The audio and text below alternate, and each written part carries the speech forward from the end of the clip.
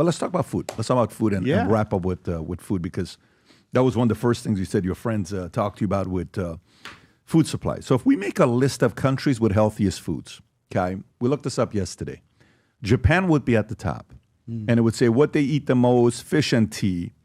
And in Mediterranean region was second, believe it or not. I can eat Greek, food all day. It's phenomenal. Yeah. It was number 2 with their olive oil, and then number 3 was South Korea, Iceland, and then the fifth one, a popular one here with Humberto and a couple of our guys, was Israel, okay, with high fruit. And then when you type in countries with the least healthiest food, we're at the top, okay? Number 1, most processed food per capita in the world, high sugar, and then it was UK, Australia, Saudi Arabia, and Kuwait.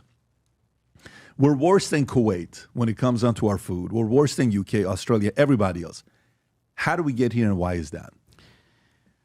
It's so the field of nutrition science historically has been one of the most corrupted of all the scientific disciplines. It's first of all, it's very hard to do the studies. It's hard to monitor compliance. People don't even tell me their correct height when they come see me as a doctor. They're not telling me accurately what they ate the day before. So these studies are flawed. The studies were really rigged and funded by the food industry. And there was a charlatan in the 1960s named Dr. Ansel Keys, who set out to tell the world that the reason why we had heart disease and so many health problems was because of saturated fat. And he led the campaign to get saturated fat out of every carton of milk in school and make it part of the national food pyramid and nutrition guidance. And the problem was he picked the wrong thing, because when you get saturated fat out, you have to put in refined carbohydrates to replace it to maintain the flavor. And so he ushered in a 50-year era of refined ultra-processed foods in the U.S. diet. And these foods became addictive. They were chemically engineered to be addictive sometimes. We also had something called the GRAS rule, which meant if a company can deem a chemical as safe, or what we call GRAS, generally recognized as safe, then they can put it in food. We didn't ask for any data or studies. They could just deem any chemical that they create safe, and it was called the GRAS rule. By the way, we're undoing the GRAS rule in this administration. We're in that process.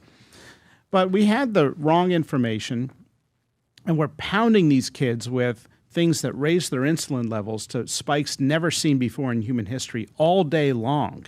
I mean, now kids have snack lists in school, right? Have you seen these snack lists? Mm-hmm. We didn't have snacks during class and between class. You had breakfast, lunch, and dinner, right? So we're pounding them with these high glycemic index things. Their insulin levels are going high, and that moves fat into storage, into the liver. We have an epidemic of fatty liver. And so we have all these health problems stemming from glucose metabolism, high insulin, and what we call insulin resistance. That is, the cells can't handle all the sugar in the system, so they start trying to block it. And that is at the root of probably half our chronic diseases, if not more. We've got to talk about school lunch programs, not just putting every 6-year-old on Ozempic. We are doing SNAP waivers so that we don't have to use tax. Putting 6-year-olds on Ozempic? Yeah, that's the big push now by the American Academy of Pediatrics. That's the push. They're trying to lower the age from 12 to 6. Putting 6-year-olds on Ozempic? Big push. GLP-1s? Yes. Wow. Yeah. Okay. This is not their fault.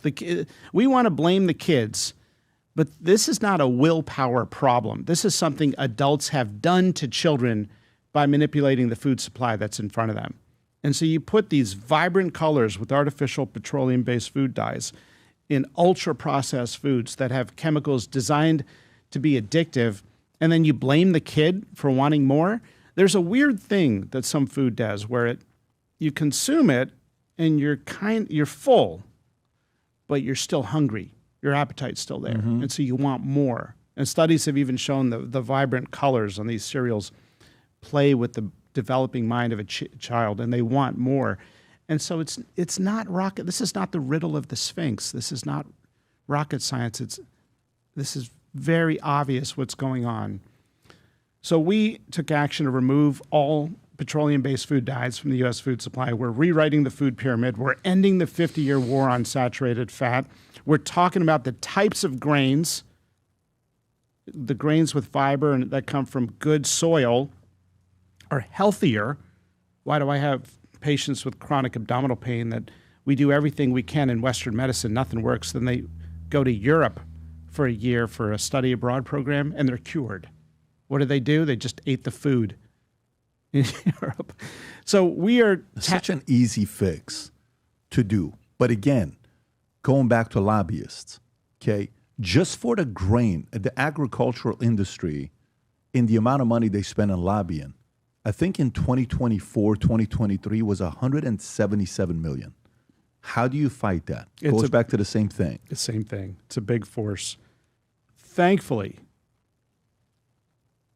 President Trump has told me, and Secretary Kennedy, you do what's right, you go big, you go bold, and don't worry about the corporations and the lobbyists.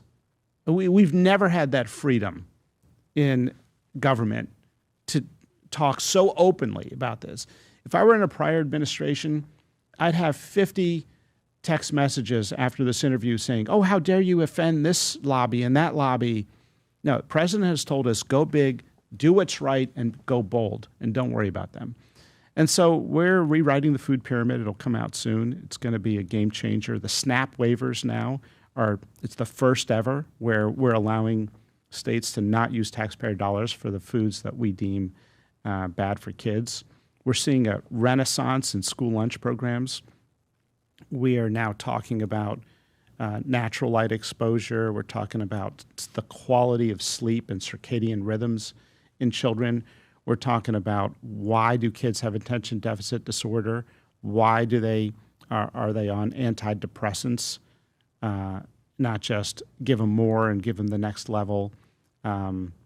So we're doing a ton on food. It's exciting. We're also eliminating unnecessary animal testing. We're doing it in a humane way. We're doing a lot. The food program led by Kyle Diamantis is crushing it at the FDA. It's a big part of the FDA. It's been ignored. A lot of the doctors come in with drug backgrounds, and they just kind of let it sit there.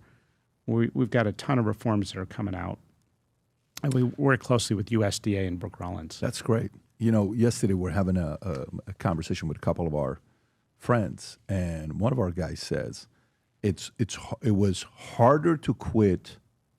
He says, I was able to quit smoking cigarettes. He smoked cigarettes for 10 years. He was able to quit. He says, but he's having a very hard time quitting sugar and the addiction to sugar. And I've seen friends addicted to a lot of different drugs over the years. I've taken friends to rehabilitation facilities for them to stop using drugs. 14 days, they have to do all these things. But how are you handling, or what can families learn more about the addiction we have to sugar? Most people don't even know this. There's sugar in ketchup. You're like, why do I like ketchup so much? There's a ton of sugar in ketchup. Ketchup has sugar? Yes. What else has sugar? You kind of go through these, dressing you use when you're having salad. Why do I like the salad dressing so much? Because there's some sugar to it. So are you doing anything to also, hold some people accountable to anything and everything they can see to put sugar in for people to get addicted to? They're doing it. What are we doing about that? So we're looking at putting front of package labeling on added sugar on food containers and packages. That's going to help educate folks. We put out something called a request for information from the industry. We want a unified definition of ultra-processed foods, something we never talked about with the old food pyramid and dietary guidance. Obesity is an addiction to sugar. That's what it's a glycemic addiction, if we're being honest. And so you're right, you can go cold turkey from cigarettes, but it's hard. Like 3% of people who try it succeed going cold turkey with cigarettes. Many of them need some kind of aid to ramp off. But same with glycemic addiction. If you got a significant glycemic addiction. So we're addicting kids to sugar, and then we're blaming them for the addiction that we created in them. It's insane. And so we have to educate people. We're trying to get the word out. We're talking about it. And we want people to know that sugar was ignored entirely in the dietary guidance because the industry liked having a addictive substance that you never talked about. We're talking about protein now. We need more protein than we thought. But obesity is in part a glycemic addiction. Yeah, I mean, we'll see what happened there. And last but not least, with this vaping thing that's out with 708, you're seeing in it, and as well as other places that they're selling it. If I'm saying it correctly, 708, am I saying it correctly? Yep. What is 708? 708 is an opioid sold in many vape stores in the United States. And you might think, how can you just sell an opioid in a vape store? But people don't recognize that 708, which is a new synthetic concentrated chemical sold in gummies and food, drinks. Wow. It goes by several names. 7-hydroxy, it's called just hydroxy, hydroxymetragenine, metragenine, MIT. You'll see this on packages of things sold in vape stores, and people should know it is an opioid. We're not talking about the trace amount of 7-OH in the kratom leaf. We're talking about synthetic concentrated 7-OH.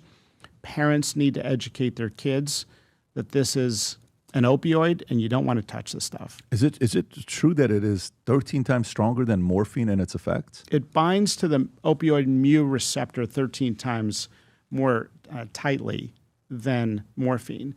And so we don't have any research on this new opioid. And so we've got to tell kids, like, don't play with fire. And we have heard stories of kids found dead with 7-OH wrappers at their bedside. So we want the school districts, houses of worship, we want everyone to know about 7-OH and educate your kids. Do not mess with it. Yeah, this is not good when you're going through it. And I think the biggest thing at the end of the day is for parents to be educated, to make good lifestyle changes. Every time I have someone on the podcast that's like, the last time I had Celsius, the drink. You know when's the last time I drank Celsius? Is the day we had Paul Saladino on. I don't know if you know who Paul Saladino is. Yeah, great guy. He's with Maha. Mm-hmm. He works with Maha as well. He came in, he told me, that's it. That's the last time. January 27th is the last time I drank Celsius. And I would drink Celsius every day. It's the last time I had it because of what he showed me. So this is why we bring brains and experts like you to make us smarter. When we set out to create a shoe that blends comfort, function, and luxury, we had the choice to make it fast. We had the choice to make it cheap. We chose neither. Instead, we chose Tuscany, Italy. We chose true Italian craftsmanship, each pair touched by 50 skilled hands. We chose patience, spending 2 years perfecting every detail, and we chose the finest quality at every step. Introducing the Future Looks Bright collection. Not rushed, not disposable, not ordinary. Rather, intentional, luxurious, timeless.